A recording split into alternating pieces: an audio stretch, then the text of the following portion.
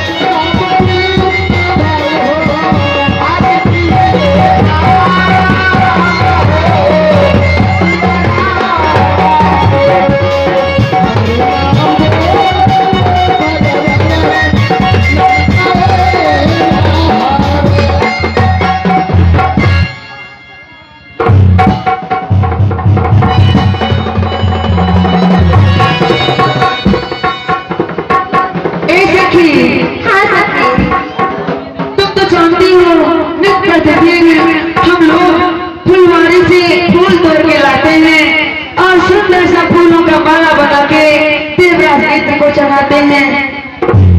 क्यों नहीं बहन? ठीक है चलिए फूल तोड़ कर। ठीक है सखी, अब चलो हम लोग चलते हैं फूल तोड़ने के लिए। ठीक है चलो। हाँ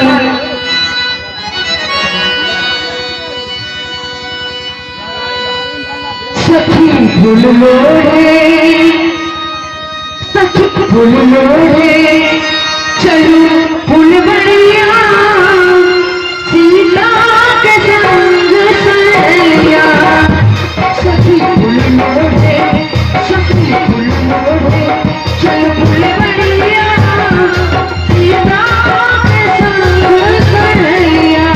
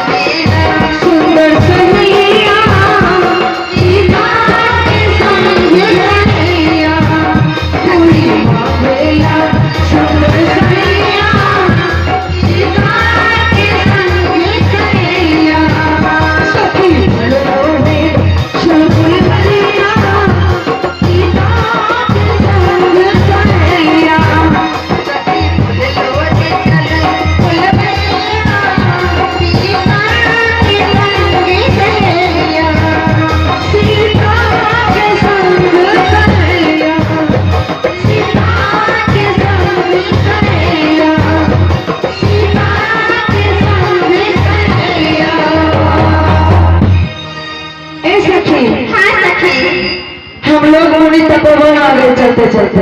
हाँ अब फूल तोड़े की तैयारी करो। चला करो। कौन फूल हमारी हमारी कौन फूल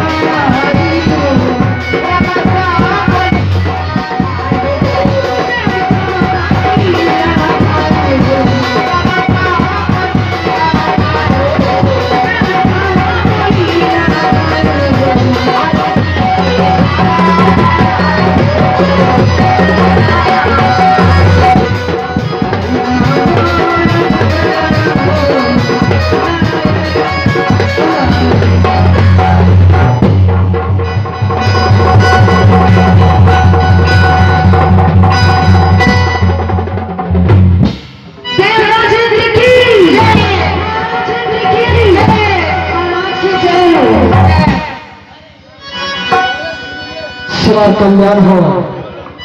परिजन बंधा पुरोचना और वैसे ये कोई लोग इंद्रासन नित्य दिन में दिल चाहो कि तुम मुझे खुश करने के लिए सुंदर सुंदर माला बनाकर लाती हो और मुझे पहनाते हो। उसी भांति आज भी तुम मेरे दरबार में आई हो फूलों की माला पहनने के लिए। कोई ऐसी गीत सुनाओ ताकि इन लोग अच्छे से उससे झूम उठे और मेरा दिल बाबा बार होगा।